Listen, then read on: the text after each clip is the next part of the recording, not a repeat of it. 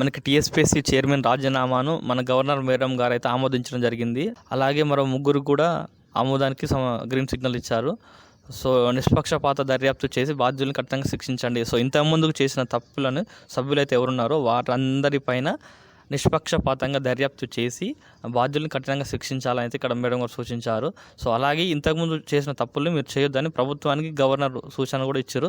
So దీనికి సంబంధించి త్వరలో కొత్త బోర్డు కూడా ఏర్పడే అవకాశం ఉంది. అయితే ఆ కొత్త బోర్డు ఏర్పడిన తర్వాత చైర్మన్ ఎవరు, సభ్యులు ఇంకా ఎవరిని తీసుకోవాలని దానికి సంబంధించి కూడా కొందరు పేర్లు అయితే పరిశీలించడం జరుగుతుంది. సో దానికి సంబంధించి ఆకునూరు మురళి అని, కోదండ రామ్ సార్ అని, అనితా రామచంద్ర గారు అయితే ఇంకా ఉన్నారు. అందులో ఆమె రాజీనామా చేయలేదు. సో ఆమె పేరు కూడా ప్రస్తావన చైర్మన్గా అయితే ఇంకా పూర్తి స్థాయిలో సభ్యులను చైర్మన్లో ఇంకా ఎటువంటి నిర్ణయాలు అయితే తీసుకోలేదు. ఎవరి పేరు చెప్పాలి ఏం కథ అని.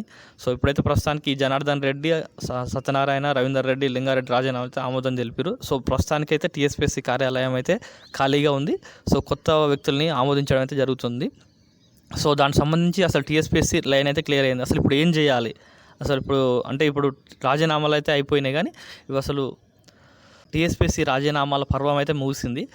ఇప్పుడు వాళ్ళ గట్ట ముగిసిపోయింది. అసలు కొత్తగా ఇప్పుడు టీఎస్పీఎస్సీ కార్యాలయం అసలు ఏం చేయాలి, అయితే వాళ్ళ ముందు ఉన్న బాధ్యతలు ఏంటంటే ఇప్పుడు కొత్తగా ఉన్న ఇప్పుడు ఇంతకుముందు అయితే గ్రూప్ 1 అసిస్టెంట్ ఏఈ ప్లస్ ఏడబ్ల్యూ ఇంజనీరింగ్లు ఇవన్నీ పేపర్ లీక్ అయినాయి కదా. సో దానికి సంబంధించి మళ్ళీ ఎగ్జామ్ పెడితే కూడా మళ్ళీ తంబుకు సంబంధించి అవన్నీ పోస్ట్ పోన్ అయితే జరిగినాయి.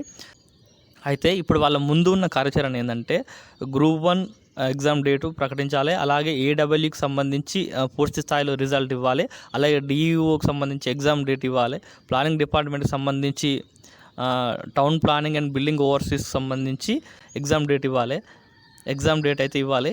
ఇంకా వెటర్నరీకి సంబంధించి స్కెడ్యూల్ అయితే చేయాలి. మరోవైపు ఇంకా చాలా మంది ఎదురు చూస్తున్నటువంటి కొత్త నోటిఫికేషన్స్ అయితే వస్తాయి.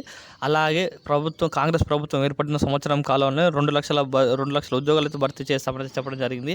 సో దానికి సంబంధించి అతి త్వరలోనే వాలంటీర్ల వ్యవస్థ ద్వారా 80,000 రిక్రూట్మెంట్ అయితే జరుగుతుంది. సో ఆ 80,000 పోగా ఈ యొక్క 30,000 ఉంటాయి.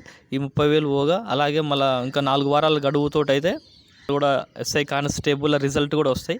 అతి త్వరలో ఎంపీ ఎలక్షన్స్కి ముందే ఇవన్నీ కార్యాచరణ జరిగిపోతాయి.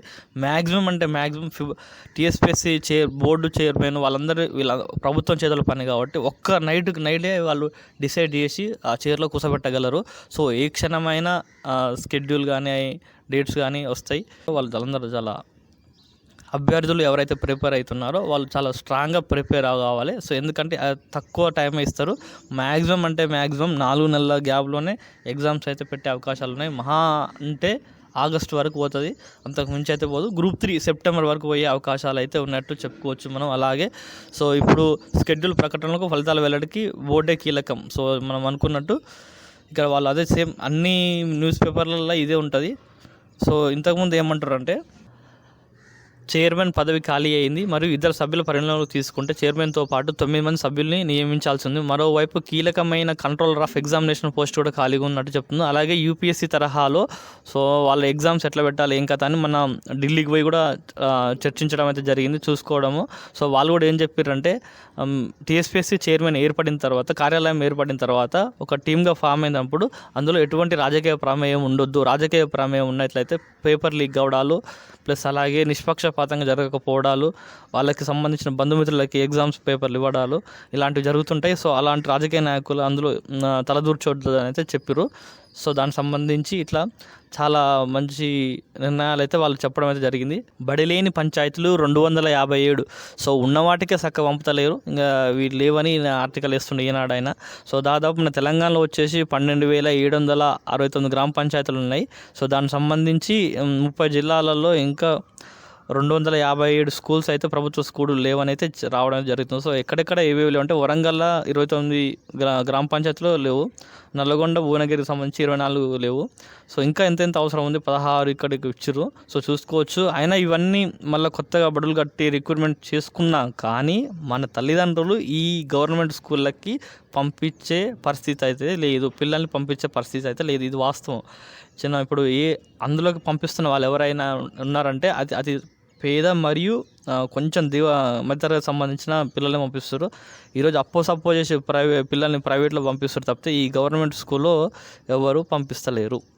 ఇది అసలు వార్త, ఇది రాయాలి. కానీ వాళ్ళు కాంట్రాక్టర్ల కోసం దాంట్లో కోసం ఇప్పుడు కొత్తగా మళ్ళీ స్కూల్ కట్టాలి, అది కట్టాలి, మాకు ఉపాధి దొరుకుతుందని వాళ్ళ ఉపాయం వాళ్ళది.